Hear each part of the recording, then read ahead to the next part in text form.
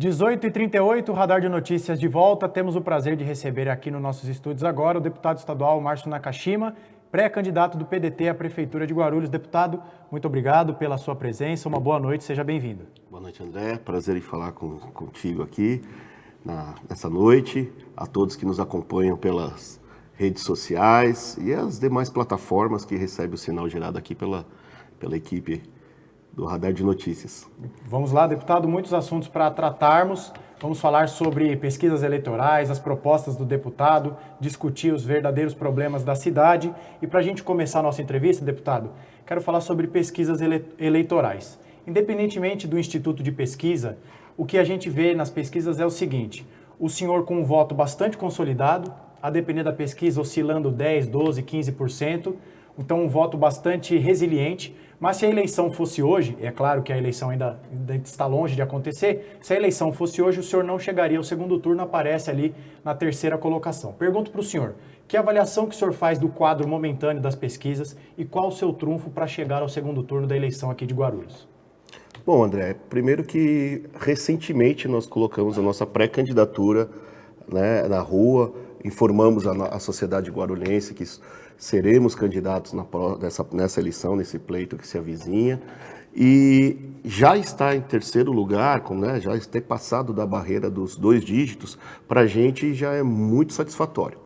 Nós acreditamos que agora, com o passar do tempo, passado já o prazo das filiações, a gente começa a identificar quem serão os candidatos de fato que vão participar das eleições, e eu comecei a andar também na rua falando sobre questões do município. Até então eu só caminhava falando sobre o nosso mandato, das nossas atribuições, das atividades que a gente tem feito em relação ao nosso mandato de deputado estadual. Eu acredito que em breve nós vamos subir aí na pesquisa e vamos dar trabalho, aí vamos ser surpresos. Estaremos no segundo turno, André. Olha lá, está registrado aqui a previsão otimista do deputado Márcio Nakashima. Pergunto para o senhor, deputado, por que a decisão do senhor de deixar para o período das convenções a definição de quem deve ser o vice ou a vice na chapa do senhor? André, essa é uma coisa que você vê, quando a gente fala uma coisa, a gente tem que sustentar e manter até o fim, né? Então, às vezes a língua fala e a gente tem que pagar por isso. Lá atrás, eu já tenho o meu candidato do coração, desde quando nós começamos a discutir internamente no partido a questão da minha pré-campanha, a questão de disputar as eleições. Só que por conta do partido, vamos conversar, vamos ver quais serão as alianças, quais serão os partidos que vão compor, eu acabei aceitando. Eu falei, bom, então faz o seguinte, independente de quantos partidos vão formar essa aliança para a disputa do processo eleitoral, eu gostaria de que o Josinaldo Cabeça, que é o presidente do PDT, fosse meu vice. Porém, foi uma decisão que foi discutida lá para a gente aguardar as convenções. Eu fui a pessoa que mais apoiou aguardar as convenções, e aí eu tenho sofrido essa pressão, porque por última hora, porque foi uma decisão que nós tomamos, e foi partiu de mim isso, de aguardar então a convenção, já que nós vamos discutir, vamos conversar com outras siglas partidárias, então vamos aguardar até o final para ver, e aí... Se dependesse única e exclusivamente do senhor, então seria... Eu já estava definido. Por Josinaldo Cabeça seria o seu vice. Isso, o Cabeça seria meu vice. Ótimo, ótimo. Já que o senhor citou o tema da ampliação do arco de partidos para apoiar o senhor, gostaria de que o senhor dissesse para a nossa audiência como estão essas conversas para que outros partidos venham apoiar a candidatura do senhor, se o senhor já pode adiantar alguma coisa, quantos são, quais são. André, na verdade, eu conversei com alguns partidos, né? Mas nós entendemos, isso é uma interpretação minha, tá? Não falo isso agora, né, como grupo, como partido. Eu entendo que os partidos que nós conversamos, que nós estamos dialogando, muitos deles foram compostos por candidatos que estão hoje na base, né? Hoje, quem ajudou a montar esses partidos foi o governo. Eu acho que pouco acrescentaria, até porque eu faço uma oposição a tudo que está hoje acontecendo em Guarulhos. Faço uma oposição ao prefeito sobre a sua má gestão, faço uma oposição sobre alguns secretários que aí estão e alguns estão ali vinculados a partidos políticos. Então, eu não vejo muito o que nós temos que dialogar. Então, eu conversei com algumas pessoas, na verdade, com 2 partidos, que por questão de pedido, né, claro, deles de sigilo, eu não vou citar, mas eu, por mim, eu gostaria de caminhar, marchar nessa empreitada com o meu partido, que é o PDT. Uhum. Deputado, ontem eu vou fazer ao senhor agora a mesma pergunta que eu fiz ontem ao ex-prefeito Eloy Pietá, sempre também com esse intuito de perguntar aos pré-candidatos sempre as mesmas coisas para que todos possam expor as suas visões sobre os mais variados temas. Há uma espécie de consenso de que toda vez um governante, quando eleito, seja ele no âmbito municipal, estadual ou federal, os 100 primeiros dias desse mandato é fundamental, porque é quando o gestor tem um maior capital político para começar a implementar suas ideias, seus projetos. Se o senhor vier a ser eleito prefeito de Guarulhos, quais as principais iniciativas o senhor pretende tomar nos 100 primeiros dias da sua gestão como prefeito? Olha, Guarulhos, infelizmente, está carente de tantas coisas, André. Nós temos aí a questão da saúde, que está na UTI. Nós temos a questão da zeladoria, que extinguiu-se a ProGuaru, dizendo que as empresas que viriam aí, que esses contratos milionários que foram feitos aí, fariam uma gestão melhor, e nós estamos vendo que não é isso que acontece. A questão da infraestrutura, da mobilidade pública, enfim, Guarulhos tem muitos problemas. Mas eu acho que a minha principal, acho que do primeiro dia, se eu ser eleito assim for, a minha primeira atitude será fazer uma auditoria nas contas públicas desse município. Abrir essa caixa preta que se tornou esse grupo do prefeito e mostrar para a sociedade o que está acontecendo. Porque não é falta de recursos. Guarulhos é o 10º município no país. Guarulhos é maior do que 17 capitais de estado. Não é problema de dinheiro, não é problema de recurso. É problema de gestão, é problema de querer fazer, é problema de incompetência de quem hoje está à frente do poder público guarulhense. Então, minha principal medida será uma auditoria para investigar esses contratos, quebrar toda essa caixa preta aí, essa coisa que ninguém consegue ter muito acesso, e pegar e mostrar para a sociedade. E dali sim, a gente olhar, fazer uma renegociação de tudo isso e partir para fazer o que Guarulhos precisa ser feito. Deputado, outro problema que muitos entrevistados vêm aqui e relatam, e nós sempre fazemos essas perguntas, é com relação à área da educação. Eu pergunto para o senhor, como o senhor acredita que pode resolver, ou pelo menos mitigar, a questão da crise da falta de vaga nas creches aqui da nossa cidade? Qual o diagnóstico que o senhor faz deste quadro? André, acabei de falar sobre fazer uma auditoria. Uma das coisas que nós precisamos fazer é uma auditoria nos contratos que hoje existem. O prefeito vem terceirizando a educação, como vem terceirizando praticamente todos os setores do município de Guarulhos, todos os contratos.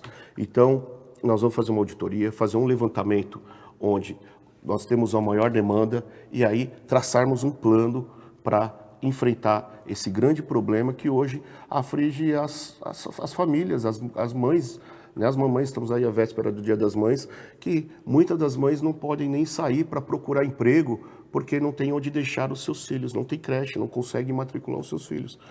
Sem contar os inúmeros escândalos de atraso no uniforme, problema na merenda escolar, enfim, nós queremos mudar toda essa triste realidade que, enfim, assola a nossa sociedade guarulhense. Já que o senhor citou como um dos muitos problemas da cidade a terceirização de alguns setores, o que o senhor pensa sobre a terceirização especificamente na área da saúde? Há pessoas gabaritadas que acham que não é exatamente um problema, mas nós temos muitos especialistas também que apontam para esse movimento como um dos principais problemas causadores de tudo que nós temos visto na saúde aqui na nossa cidade. O que o senhor pensa sobre a terceirização na área da saúde especificamente?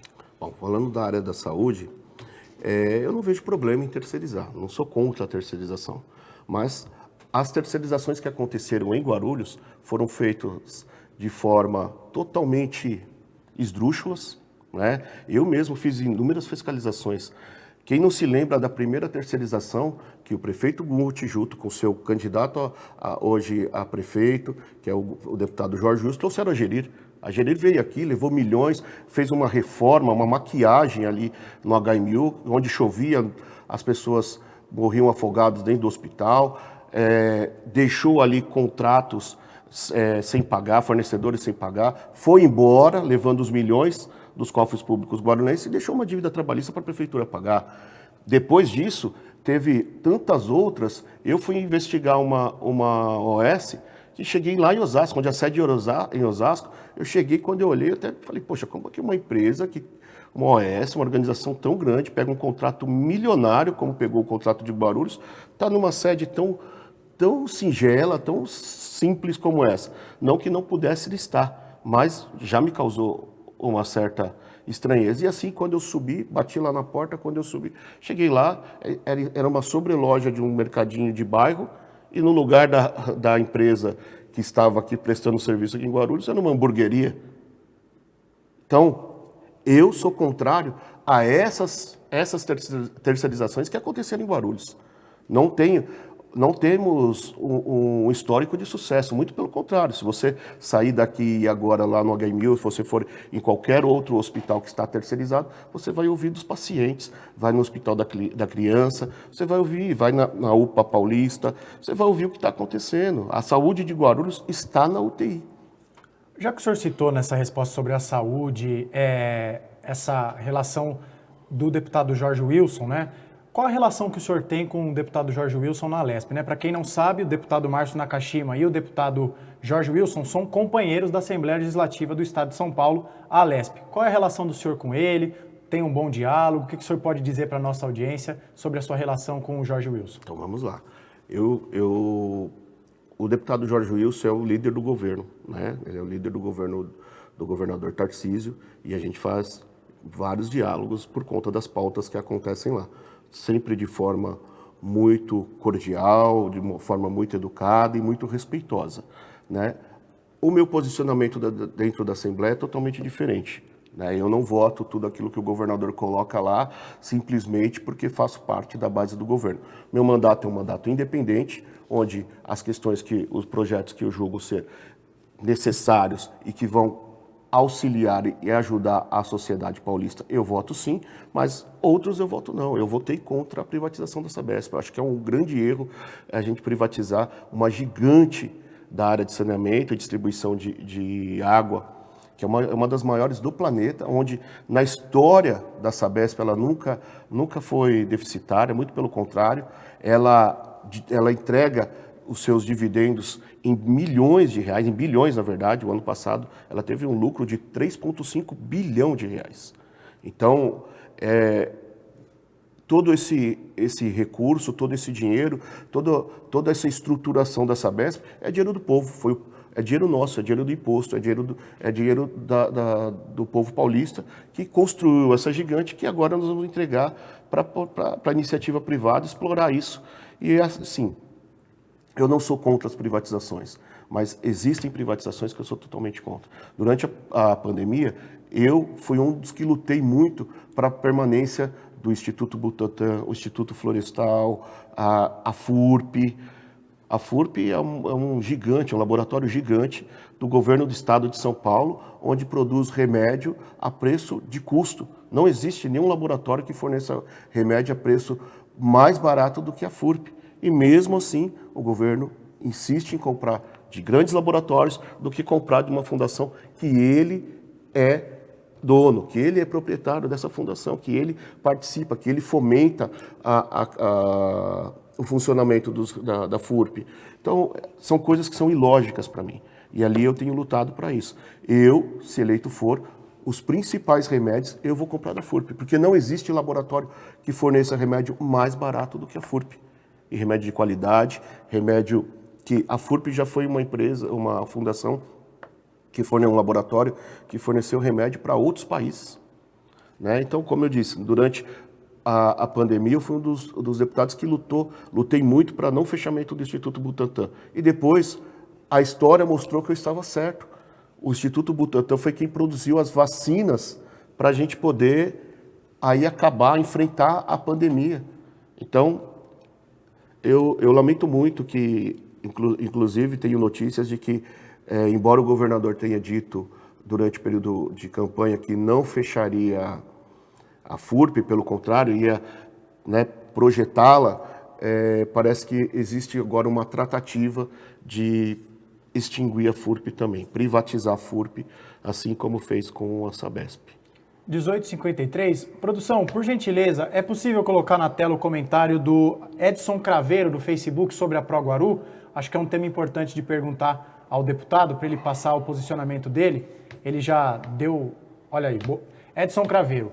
Boa noite a todos do Radar de Notícias e seguidores. Sou imagino ex-funcionário da ProGuaru. Espero que os candidatos tenham mais consciência quanto aos funcionários e ajam com mais empatia. Pergunto ao senhor, deputado, o que o senhor pensa sobre o fechamento da ProGuaru? Se o senhor vier a ser eleito, o que o senhor acha que é possível fazer, se é possível reverter, como alterar esse quadro que nós temos hoje aqui na cidade? Bom, eu acho que foi uma decisão totalmente errada do prefeito em fechar a ProGuaru. Eu, como prefeito, não teria feito. Muito pelo contrário, se eleito for, eu quero criar a nova ProGuaru para fomentar o crescimento do município, para poder fazer da ProGuaru uma grande empresa estatal, onde nós vamos poder avançar com as questões sociais, as questões de infraestrutura, as questões de saúde e as questões de educação. Quero fazer uma ProGuaru maior, mais robusta e que trabalhe e atue em todas essas áreas. A grande verdade do fechamento da ProGuaru está na questão dos contratos. Novamente, a gente volta para a questão dos contratos. Contratos esses que eu quero fazer auditoria. Porque a narrativa do prefeito, um prefeito mentiroso até, porque disse que não fecharia, até acusou um jornal de ter falado que o prefeito ia fechar, ele foi lá, chamou o jornal de jornaleco, falou que era mentira, e logo em ato contínuo ele vai lá e fecha a ProGuaru. E, André, não sei se você sabe, mas a ProGuaru ela não está extinta, ela não está fechada. Ela tem um presidente que recebe salário, um grande salário, existem funcionários recebendo salários. Ela não está mais trabalhando, funcionando, mas ela está ativa. O patrimônio da ProGuaru era muito superior à dívida que tem. E os contratos milionários que foram celebrados após o encerramento das atividades da ProGuaru com o município são superiores à dívida que tem. Então, que narrativa é essa? A grande verdade é que o prefeito Guti, ele não é um gestor público. Ele é um administrador de contratos, ele é um grande negociador que utiliza do equipamento público, utiliza da Prefeitura de Guarulhos para fazer negócios, para fazer contratos, e é assim que está acontecendo hoje. E por isso a sociedade tem sofrendo tanto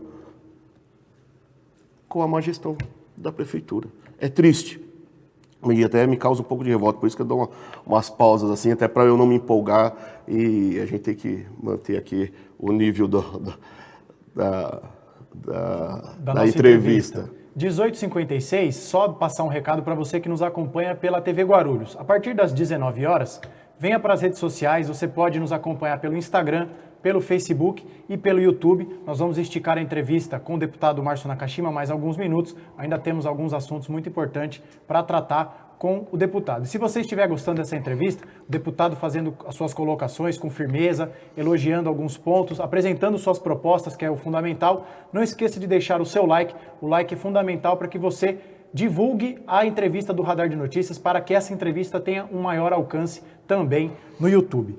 Deputado, eu gostaria de perguntar para o senhor sobre a dengue. A cidade de Guarulhos vive uma crise gigantesca, nós temos quase 50 mortes no boletim mais atualizado da Prefeitura.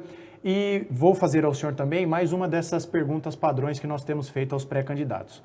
Não é novidade para ninguém que todo começo de ano aumenta a quantidade de chuvas e nós temos um aumento consequente dos casos de dengue. Se o senhor vier a ser eleito, que tipo de compromisso que o senhor pode assumir com a população de Guarulhos, no sentido de evitar que no quadriênio que o senhor venha a ser prefeito de Guarulhos, a cidade não passe por uma nova crise na área da saúde? Bom, primeiro que é muito triste, quero aqui deixar os meus mais profundos sentimentos a todas as famílias que perderam seus entes queridos por conta da dengue, né, por conta da inércia do atual governo.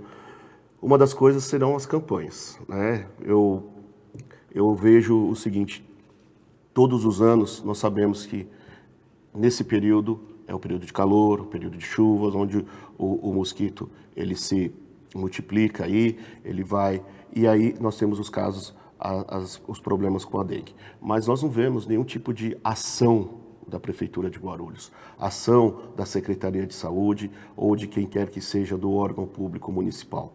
Muito pelo contrário, eu vejo nas propagandas uma Guarulhos, na propaganda de todas as grandes emissoras, uma Guarulhos que não existe. Eu gostaria até de viver nessa Guarulhos que eu assisto quando eu ligo logo pela manhã a TV e vejo nas grandes emissoras uma Guarulhos que realmente não é essa que eu vivo, que eu moro. Eu acho que você mora, que as pessoas aqui que vêm. E eu falo isso e eu acho que eu não sou o único a ter esse sentimento. A população se sente assim.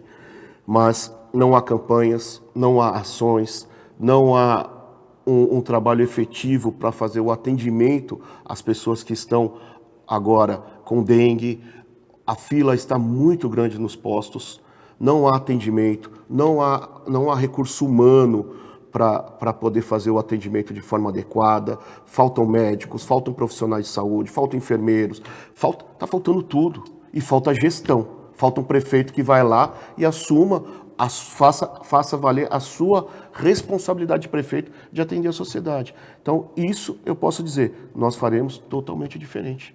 Porque a dengue não é algo que, olha, aconteceu como veio a questão do Covid. Nós sabemos que todos os anos acontece, como todos os anos acontece a questão das enchentes em Guarulhos e nós não vemos absolutamente nada. É uma chuva um pouquinho mais forte, nós já sabemos quais são os pontos que alagam, que travam o trânsito da cidade, que causam problemas de deslizamento, que provocam mais tristeza, dor e sofrimento para o povo guarulhense. E nada é feito.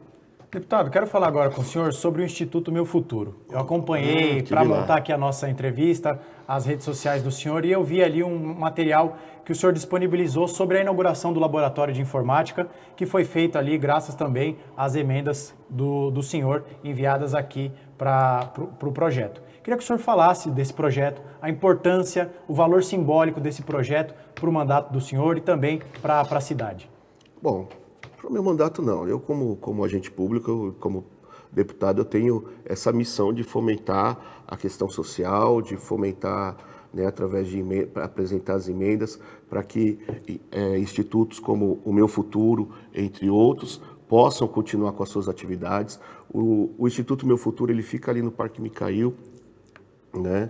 Ele tem mais de 22 anos de atividade. Ali passaram inúmeras pessoas, ele é mantido pelo Sindicato dos Metalúrgicos, o presidente é o Pereira, o nosso amigo, e eu realmente não conhecia, fui lá conhecer e, assim, tive essa grata surpresa de ver como é uma estrutura bacana, uma estrutura muito bem planejada, e eles tinham algumas deficiências, e uma das necessidades, um dos desejos das crianças era aprender informática, e não tinha um laboratório de informática. Nós encaminhamos uma emenda, essa emenda possibilitou a aquisição de equipamentos, a estruturação de um laboratório de informática, de um centro lá de processamento de dados, e essa emenda também possibilitou a aquisição de um veículo, um veículo 0 quilômetro, que vai ajudar na mobilidade lá nos trabalhos do Instituto. É muito bacana, é um complemento, né? Nós que em Guarulhos não temos mais áreas de lazer para as nossas crianças ficarem após o horário de escola, o Instituto complementa essa atividade, né? Então as crianças passam no seu período de escola e depois vão lá para o Instituto para poder fazer algumas atividades. Então lá tem aulas de teatro, tem aulas agora de informática, tem atividades esportivas, é bem bacana. Eu sugiro que você vá lá conhecer também, você vai se impressionar com a estrutura lá do Instituto Meu Futuro. Parabéns. Um negócio bacana que aconteceu foi um ex-aluno, né? Ele estava passando por lá e ele passou pelo Instituto Meu Futuro e ali ele foi aprendendo e nele surgiu, né, ele foi se capacitando e surgiu o interesse em trabalhar na área metalúrgica. Ele se formou engenheiro mecânico, hoje é um engenheiro lá da Camis e ele é uma pessoa que passou ali pelo Meu Futuro. Então, entre ele, aí conversando com o Pereira, ele disse, olha, existem tantas outras pessoas que passaram por aqui e eu fiquei bastante feliz em ver o trabalho lá do pessoal do Meu Futuro. Mandar um abraço para todos lá do Meu Futuro. Parabéns pela iniciativa, deputado. Caminhando para a parte final da nossa entrevista, 19 horas e 3 minutos, O senhor, uma das principais bandeiras do mandato do senhor é a atuação na defesa da mulher, prevenção e atendimento também. Pergunto para o senhor duas coisas. Qual a avaliação que o senhor faz da atual administração no campo da defesa da mulher e o que o senhor faria de diferente, fará de diferente caso venha a ser eleito nesse segmento de atendimento à violência contra a mulher e outros tipos de agressão? Bom, Guarulhos, infelizmente, é um dos municípios mais violentos na questão da violência contra a mulher no estado de São Paulo, até pelo seu tamanho, né, sua importância, seu número de habitantes. Mas uma coisa que eu sempre bato, tenho discutido isso muito e debatido lá na Assembleia e cobrado do governador desde o governo passado, é que Guarulhos, um município tão grande, né, um município tão importante, nós só temos uma única delegacia de defesa da mulher e essa delegacia fica na região central de Guarulhos, quando os dois principais bairros da cidade, que é Pimentas e o Jardim e Cumbica, são os bairros onde temos os maiores índices de casos de violência, e isso não avança, né? Todos os dias eu recebo mulheres vítimas de violência no nosso escritório, com o nosso pessoal, dando acolhimento, dando atendimento. Hoje, o atual prefeito não se importou muito com essa questão, não trabalhou para que isso mudasse. Uma das cobranças que eu faço lá, e aí a resposta que eu tenho é, mas a prefeitura não faz uma contrapartida, a prefeitura não ajuda, não tem programas para isso, a prefeitura não fornece uma estrutura para que o Estado também venha e instale uma nova delegacia, faça isso. E eu, se caso, né, como de novo, se eleito for, quero fazer esse diálogo com o governador, quero buscar uma delegacia que seja 24 horas e que a gente possa ter não só uma, 2 ou 3 delegacias para que a gente possa atender e socorrer. Campanhas não são feitas. Aliás, nem uma secretaria de política para as mulheres esse prefeito tem. O senhor criaria essa secretaria? Eu vou criar essa secretaria. Vou extinguir algumas que eu acho desnecessário fazer fusão, mas essa é uma que nós precisamos ter. Nós precisamos ter um olhar muito especial para as nossas mulheres aqui no município de Guarulhos, pela prefeitura, assim como eu faço lá no meu mandato. Deputado, falando sobre o PDT, partido do senhor, existe alguma estimativa de quantos vereadores o partido pode eleger? O senhor tem alguma expectativa, alguma estimativa, um número mais otimista ou um número mais conservador? Quantas cadeiras o senhor acha que é possível eleger nessa eleição? Olha, eu acredito que nós vamos fazer mais de 2 cadeiras, com certeza, né? Eu acredito na possibilidade mais otimista de fazer 4 ou até 5 cadeiras, mas aí já é sendo otimista. Mas mais de 2 cadeiras, com certeza o PDT fará nessa eleição. Está registrado aí a previsão do deputado. Deputado, antes de nós encerrarmos, ou melhor, de eu passar a palavra para o senhor fazer as considerações finais, para abordar algum assunto que o senhor ache pertinente e que as minhas perguntas não tenham permitido que o senhor aborde, vou fazer também para o senhor mais uma pergunta que eu fiz aos pré-candidatos que aqui passaram nessa semana. De 0 a 10, qual a nota que o deputado Márcio Nakashima dá para as gestões do Guti? Olha, essa pergunta eu sempre respondi ao nosso querido amigo Pedro Notaro, né? E eu sempre disse que não era possível dar menos que 0, né? Mas eu dou 0, por tudo que foi explanado anteriormente, por tudo isso que eu falei. E eu acho que não é só um sentimento meu, é um sentimento da sociedade. É um sentimento que essa nota, se você entrar num equipamento público municipal de saúde, você vai receber dos nossos munícipes, dos nossos pacientes, no Hospital da Criança. Se você for lá perguntar para as mamães, que eu tenho recebido lá muita reclamação pelo tempo de demora, de espera para ser atendido, eu acho que a nota é essa, né? Nós não tivemos grandes avanços no município, muito pelo contrário. O prefeito gosta de fazer menções a coisas que não foi ele que fez. Enfim, a nota é 0. É triste falar assim, é triste falar isso, independente de disputa política, mas é esse o legado que o prefeito Guti tem deixado para a cidade. A marca de ser o pior prefeito da história desse município. Deputado, fique à vontade agora, 19h08, para o senhor fazer as suas considerações finais, tratar de quaisquer assuntos, e desde já também já agradecer ao senhor pelo seu tempo, pela ótima entrevista que tivemos aqui. O deputado fez as críticas, apresentou as suas propostas. se declarou, né, como já era conhecido, mas reafirmou a sua oposição ao governo, mas com críticas que não foram abaixo da linha da cintura, com civilidade. O que é importante, que nós precisamos disso na política. Você pode não apoiar o candidato A ou B, mas não precisa desrespeitá-lo, e o deputado fez as suas considerações aqui, sem atacar ninguém, sem partir para a baixaria. Fique à vontade, deputado. Bom, primeiro nós estamos aí chegando no final de semana, que é o final de semana do Dia das Mães.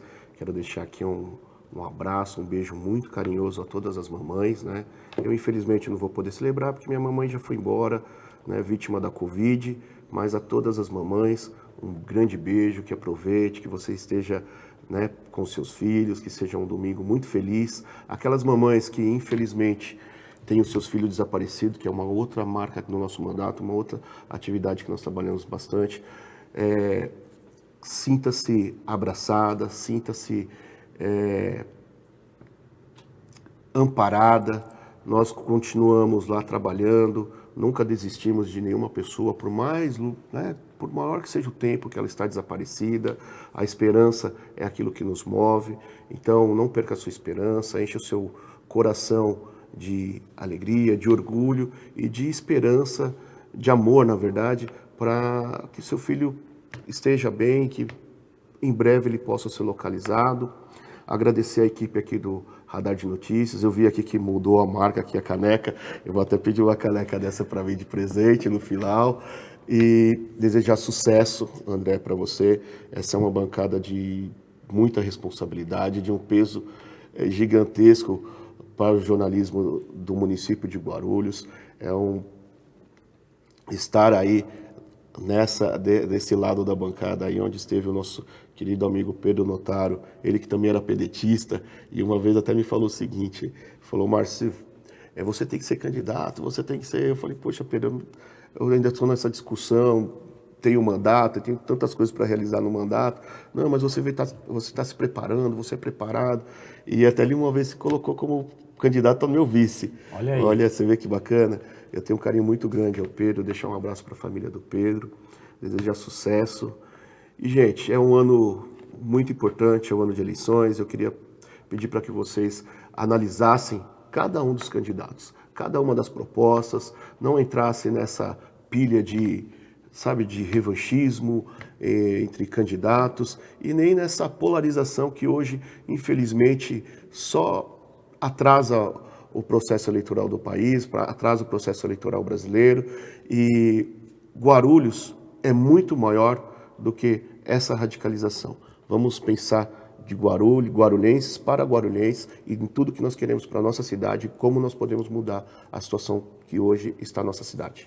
Deputado, eu agradeço mais uma vez pelo seu tempo, pela entrevista, em nome de toda a direção do Radar de Notícias, dizer para o senhor que as portas do nosso programa estarão sempre abertas. Esperamos que o senhor possa voltar aqui mais vezes ao longo da campanha, da pré-campanha, para apresentar as propostas, para discutir os principais problemas da cidade. Então, agradeço ao senhor, à sua equipe, por ter aceitado o nosso convite para discutir aqui a cidade de Guarulhos. Desejar para o senhor também boa sorte na campanha e Conte sempre com o Radar de Notícias.